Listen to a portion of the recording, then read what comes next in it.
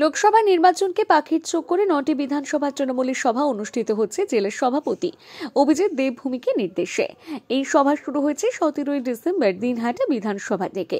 মঙ্গলবার 26 ডিসেম্বর কোচবিহারে দক্ষিণ বিধানসভা কেন্দ্রে দ্বিতীয় সভা অনুষ্ঠিত হল তৃণমূল কংগ্রেসের। সভাগুলিতে তৃণমূল কংগ্রেসের জেলার সমস্ত বর্ষীয় নেতা সহ বিধায়ক মন্ত্রীদের একসাথে দেখা মিলেছে।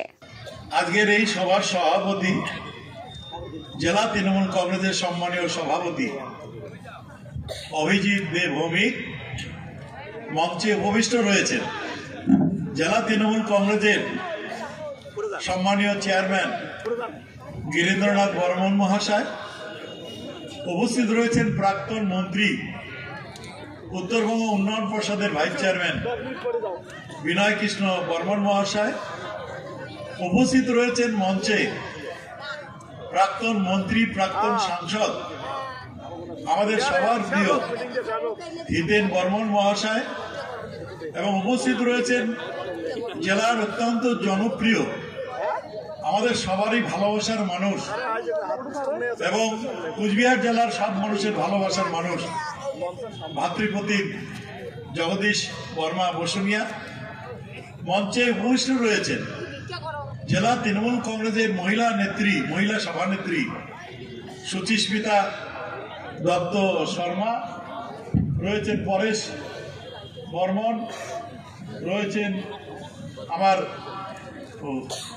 বন্ধুবর আব্দুল জলিল আহমেদ সহসভাপতি জেলা পরিষদ, পার্থপ্রতিম রায় আছে চেয়ারম্যান NBSTC, উপস্থিত আছেন ছাত্রনেতা অনির্বাণ থেকে শুরু করে সমস্ত শাখা সংগঠনের নেতৃত্ব, এবং রয়েছেন পঞ্চায়েত সমিতির সভাপতি মাধবী থেকে শুরু করে পঞ্চায়েত সমিতির সদস্য কর্মাধ্যক্ষ, রয়েছেন জেলা পরিষদের যারা সদস্য রয়েছেন মঞ্চে উপস্থিত আমার কুচবিহার পৌরসভার ভাইস চেয়ারম্যান আমিনা আহমেদ থেকে শুরু করে কাউন্সিলরগণ এবং অঞ্চল সভাপতি, অঞ্চল প্রধান, পঞ্চায়েত সমিতি, পঞ্চায়েত, গ্রাম পঞ্চায়েত, বুথ সভাপতি, অঞ্চল সভাপতি থেকে শুরু করে সমস্ত স্তরের সংগ্রামী সাথীবৃন্দ।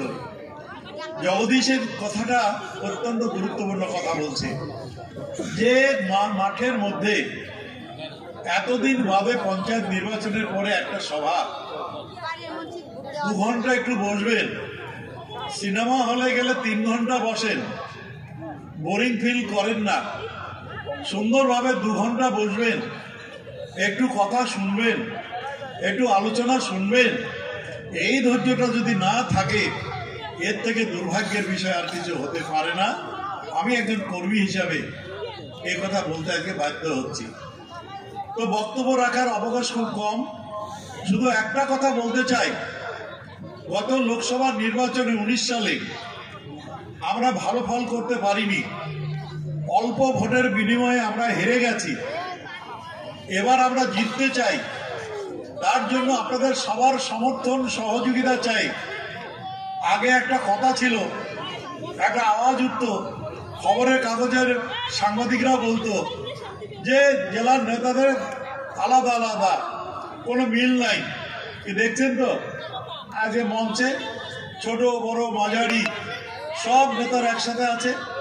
উদয়ন গুহর ক্যাবিনেট মিটিং আছে, তাই তাকে যেতে হয়েছে, কিন্তু আমরা সব এক রয়েছি, সব মঞ্চে একই দেখতে পারবেন।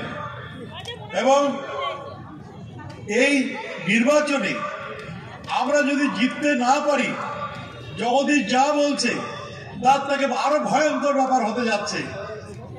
সাংসদ যারা জনগণের ভোটে নির্বাচিত হয়েছে, লোকসভায় তাদের পাঠিয়েছে জনগণ গণতন্ত্রকে রক্ষার জন্য, মানুষের জন্য কথা বলার জন্য, কিন্তু সেখানে দেখা যাচ্ছে জোরপূর্বক 150-র বেশি এমপিকে বরখাস্ত করা হয়েছে বেআইনি ভাবে। আর যারা পঞ্চায়েত হয়েছেন, পঞ্চায়েত সমিতি, জেলা পরিষদ হয়েছেন, আমরা যারা কাউন্সিলর হয়েছি, তারা কি ভাবলে আমরা না জিততে পারলে, বিজেপি জিতলে আপনারা পঞ্চায়েত থাকবেন, আপনারা পঞ্চায়েত সমিতি থাকবেন, আপনারা জেলা পরিষদ থাকবেন, আমরা কাউন্সিলর থাকবো, না বন্ধু, যেখানে এমএলএ এমপিরা রেহাই পায়নি সেখানে পঞ্চায়েতরা রেহাই পাবেন না। স্লোগান তুলছে, তারা বাংলাকে ভাগ করবে, আলাদা রাজ্য করবে। কখনো বলছে যে কেন্দ্রীয় শাসিত অঞ্চল করবে।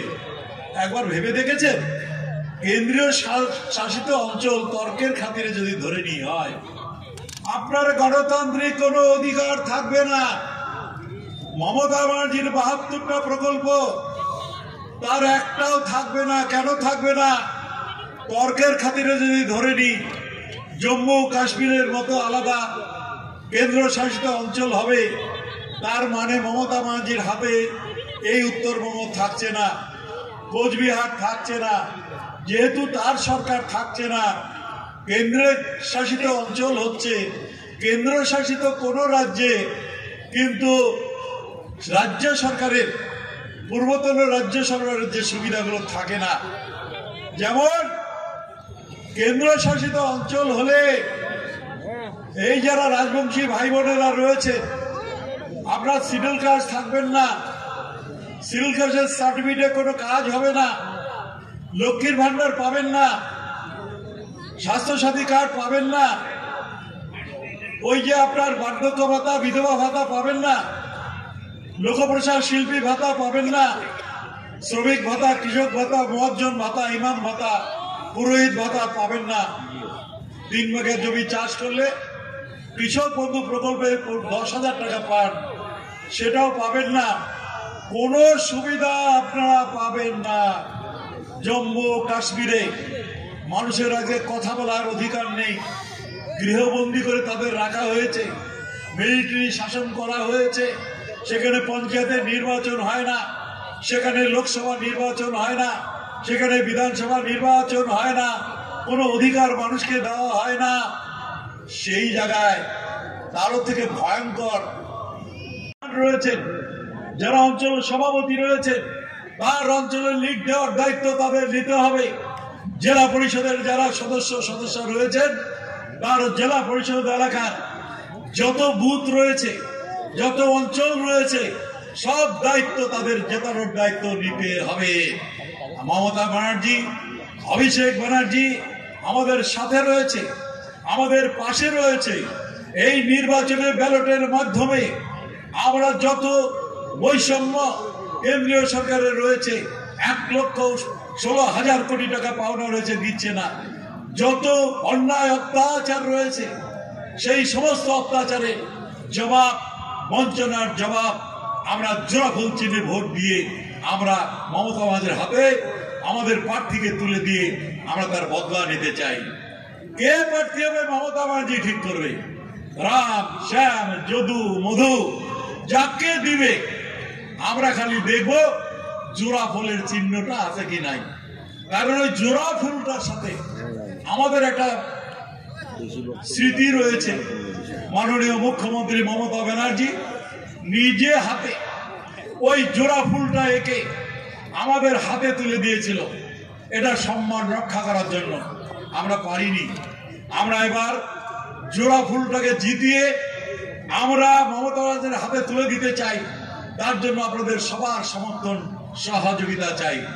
আমরা এই বিধানসভা কেন্দ্র থেকে ৪০,০০০ ভোটে জিতে, আমরা লোকসভা জিতে আমরা মমতা ব্যানার্জির হাতে তুলে দিব আমাদের প্রার্থীকে। এ আশা রেখে সমস্ত রকম সহযোগিতা করবেন। সময় আর বেশি বাকি নেই। ফেব্রুয়ারি মার্চের মধ্যে নির্বাচন হবে। বুথ পর্যায়ে, অঞ্চল পর্যায়ে, ব্লক পর্যায়ে যারা যেখানে দায়িত্বে রয়েছে কাজ শুরু করে দিন। এইটুকু কথা বলে আপনাদের সবাইকে ধন্যবাদ জানিয়ে, ভালোবাসা জানিয়ে, আগাম শুভেচ্ছা জানিয়ে, দলের সাফল্য আপনারা এনে দেবেন মমতা ব্যানার্জির হাতে তুলে দেওয়ার জন্য। এই কাজটা সুচারুভাবে করবেন, তার জন্য আবেদন জানিয়ে আমার বক্তব্য শেষ করছি। ধন্যবাদ সবাইকে। ভালো থাকবেন, সুস্থ থাকবেন।